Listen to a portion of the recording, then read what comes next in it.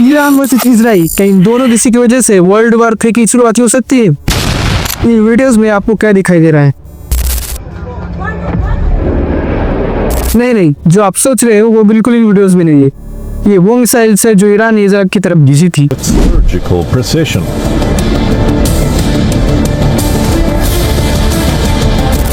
America के राष्ट्रपति Donald Trump G7 summit छोड़कर व्हाइट हाउस की तरफ बढ़े और वहां पर अर्जेंट मीटिंग कराएगी।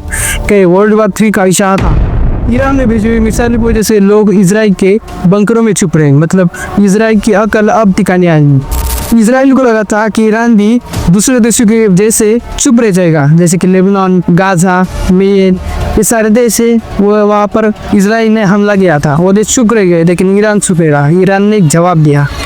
अमेरिकन राष्ट्रपति डोनाल्ड ट्रंप इजराइल की तरफदारी करता है, लेकिन हमारा प्रधानमंत्री माय फ्रेंड है डोनाल्ड ट्रंप।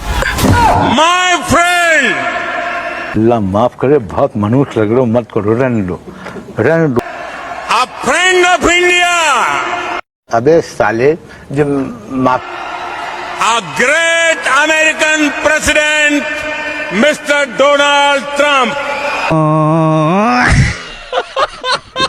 आइए जानते हैं वर्ल्ड वॉर 3 की शुरुआत आखिर कैसे हुई और इसकी शुरुआत होने का कारण सबसे ज्यादा क्या है।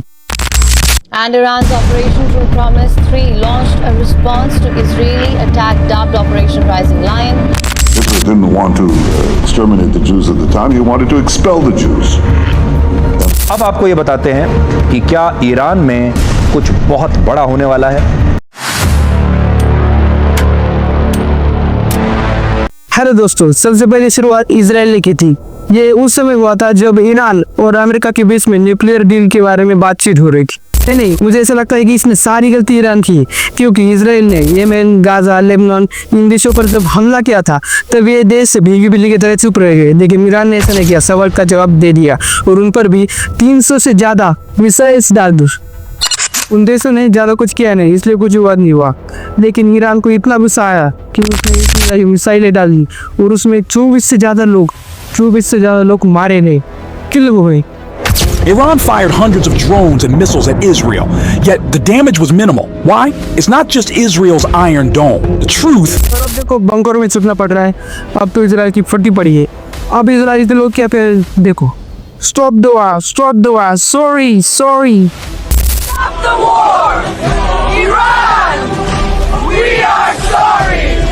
We want peace! अरे भैया, आपने डोनाल्ड ट्रंप साहब इजराइल की तरफदारी कर रहे हैं और इजराइल की तरफदारी कर रहे हैं तो व्हाइट हाउस में कुछ मीटिंग भी रखी है, मतलब कुछ तो बड़ा होने वाला है। एक तरफ तेहरान के रहे को उसका परमाणु कार्यक्रम एकदम शांतिपूर्ण दृश्य के लिए, लेकिन तेल अवीव को उसे खतरा लग रहा है और इजराइल ने ईरान के आयतुल्लाह खामनेई को जान से मार देने की भी धमकी दी थी। But we saw in the course of the negotiations, while they were negotiating with the United States, the supreme leader of Iran, Ayatollah Khamenei, tweeted almost every day, "Death to Israel." The talks were merely a facade. So are you going to target the supreme leader? Look, अरे भैया, ये जो Iran की leader है Ayatollah Khamenei, ये पहले Iran के leader नहीं थे। इनके पहले जो था वो बहुत अच्छा था, लेकिन ये जब से आए तब से जातिवाद बढ़ गया है, पता नहीं जातिवाद का बुखार कब जाएगा। वो सिर्फ इसकी वजह से भी ये ज़्यादा विवाद हुआ है, लेकिन इसमें पूरी गलती तो मुझे लगता है कि इजराइल की है, क्योंकि इजराइल ने शुरुआत की थी। इजराइल ने पैलेस्टाइन पर भी हमला किया था, वही इजराइल ने गाजा में भी हमला किया था, उसमें 50,000 से लोग मारे गए थे। लेकिन अमेरिका का राष्ट्रपति स्टैंड विद इजराइल, हमारा प्रधानमंत्री स्टैंड विद डोनाल्ड ट्रंप, हम स्टैंड विद मोदी। वाह क्या सिस्टम है। तो फिर ये वर्ल्ड वॉर 3 कैसे हो सकती है? रुको बताता।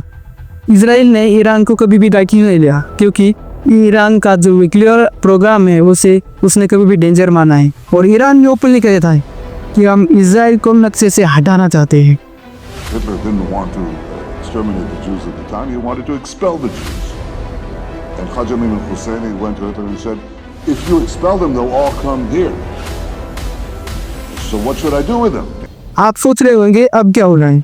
नंबर 1, इजराइल ने रिसेंटली ईरान के न्यूक्लियर साइट्स पर साइबर अटैक कर दिया। नंबर 2, 2024-25 के बाद गाजा में हमला करने के बाद टेंशन और बढ़ गए।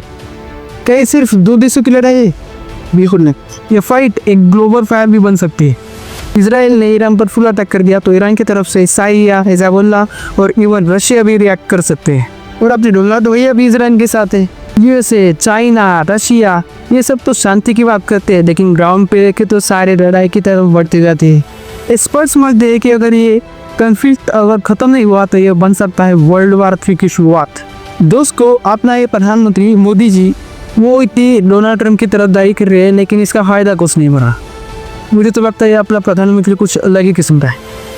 दोस्तों, आपको क्या लगता है, क्या इसराइल और ईरान का वार होगा? क्या वर्ल्ड वार बहुत दूर है या बहुत नज़दीक? कमेंट करके ज़रूर बताइए। हमारे वीडियो को अगर पसंद आया तो लाइक भी कीजिए और हमारे चैनल को ऐसे जुड़े रहने के लिए सब्सक्राइब भी कीजिए। अगर आपको बहुत इंटेलिजेंट बनना है तो हमारे चैनल को सब्सक्राइब जरूर करना। धन्यवाद दोस्तों।